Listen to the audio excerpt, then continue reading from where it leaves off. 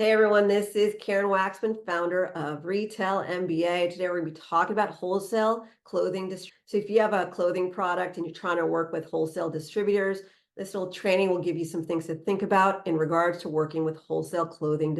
With that said, let's get started on today's training. So let's talk about selling clothing to clothing stores, clothing distribution, and working with distributors and so forth, and what you're going to have to deal with clothing products. So first of all, clothing is tricky in that it depends on your type of clothing.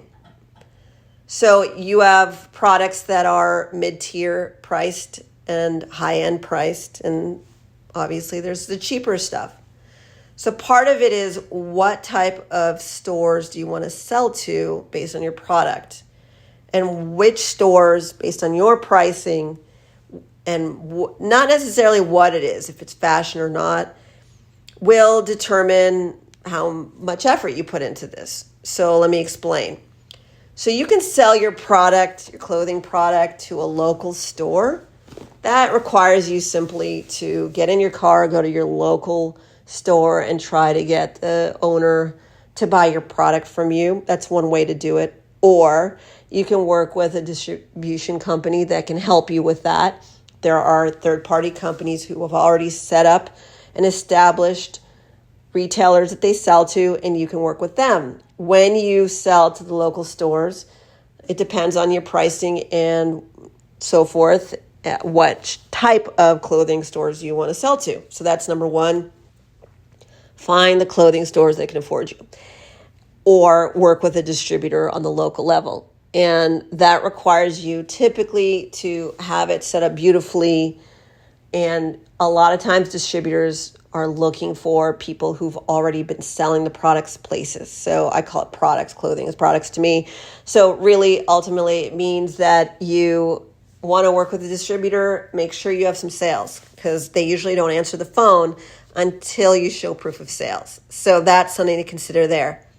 Now, if you want to go to the clothing retailers that are larger, maybe they have 50 or more stores they're responsible for, they have more skin in the game with working with you, meaning that they really care about you being able to mass produce the product, and then also how you're going to distribute it is based on that as well. So let me explain.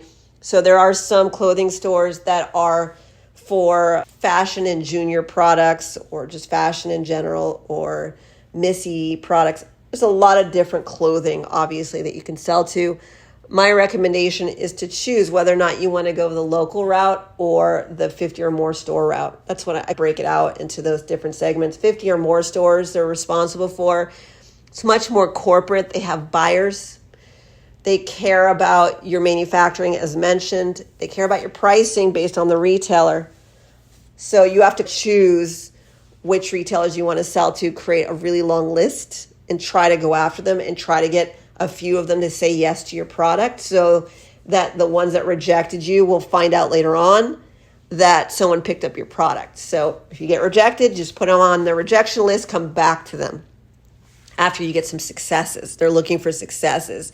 These clothing companies are seeing a lot of different products and so forth. So what we're dealing with is whether or not you are going to be willing to learn how to actually get your product sold places with these bigger clothing retailers. They want some proof of success in order to succeed with you. If you want to work with a distributor who can sell to these, I would call them chain stores or retailers that have a lot of stores, they are also looking for proof of sales, which can be disheartening. However, you can go to trade shows, or you can learn how to pitch them. We actually walk people through how to approach, pitch, and sell to department stores and fashion retailers, whatever type of retailers is for your clothing product.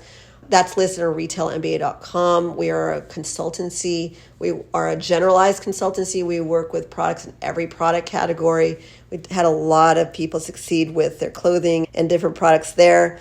And we teach you how to work with distributors and so forth. There's a lot to work with in that case. So if you want to sell to the clothing stores that have more stores, you're dealing with one buyer who buys for all their stores typically. Now, there are ones that are hyper-focused on just clothing. There's ones that just have a clothing section in their store.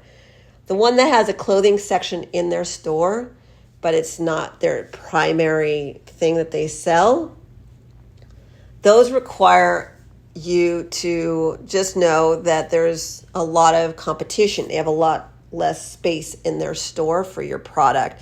And so that means that there's just more competition with the retailer who just has a small section in their store for clothing. And so the reason I say that is you'll get rejected more by those stores until you get a yes, and then you got to go back to the ones that said no to you. And it's a domino effect. Once these retailers say yes to your product, then you go back to the ones that say no, and that's how it builds up. They get excited when they see proof. There's a lot of clothes out there. You're in a competitive space. Now, how you sell to these retailers depend on how you want to make money. There are two ways to sell to these retailers. It's either you sell your product with your name on it to them, or you sell to them under your own private label brand. Now, I know I'm throwing a lot of information at you, but it all adds up to a personality thing, and also what you're willing to do, and also what the reality is for clothing. Whether or not it's fashion or not, Missy or Junior, we're all dealing with the same kind of stuff with clothing. Let me explain. When it comes to clothing and selling to them, if you want to sell your product with your name on it, there's not that many stores that are willing to do that, but you can, and that would be the smaller stores. If you really want to put your name out there, then that would be the boutiques and all these types of things. If you want to sell to the retailers, unless it's super high end, a lot of times they'll force you to put it under their brand name. Now that's a business decision, because you can say no, you could just not go after that market. When it's under their name, it's called private label or company owned. Those are typically the common names for that. Now, that means that they are going to tell you that your name is no longer in existence, but you're actually selling your product to them. There are buyers who buy for products with your brand on it, and then there are buyers who buy private label products at most stores, chain stores, bigger stores. You need to choose, are you willing to not have your name on the tag or whatever it is? And if that's okay for you, then you can have a lot more opportunity, because there's a lot of retailers that sell clothing products. So again, part of your thinking is, what do I want and what I'm willing to do? If you want private label and you're willing to sell to the retailers that way, there are strategies to sell to those types of retailers. We create these video trainings to get you to think about what it is that you want. And then once you choose, we can help you build out your strategy and what words to use based on that retailer. For instance, if you're selling to individual stores, that's something that is not as complicated, and you tend to not have to deal with private label. The bigger the store, a lot of them have to do with private label. That's, again, something that you're going to have to choose. If you want private label, there are buyers who buy private label products, and those buyers specifically are looking for people like you, and they're not usually making it the products themselves. They're usually buying it from somebody like you. They're buying from a manufacturer, and they're putting the products in stores, which is exciting. They'll tell you where to go get the tags for your product or the packaging, and they'll ultimately direct you there if they decide to pick up your product, and it's many millions of dollars. The great news about clothing is there's a lot of ways to sell to them, which is why they have countless books on clothing and countless distributors who you can work with. And hopefully I gave you an essence of what's going on in that space. And then from there, you can choose, what do I want? Do I want to work with the retailers that don't have as much clothing in their stores, but I don't care? And am I willing to do it private label? Then that's a strategy. That's one way to make money. Then you create a story to get them excited, versus someone who is selling their own branded product, and that's a different person to sell to, and so forth. And if you want to learn how to do all that, again, go to retailmba.com. We have a program called Retail MBA, that explains all the nuances and will help you get there. Karen Waksman, Retail MBA. I hope this makes sense. Thanks so much.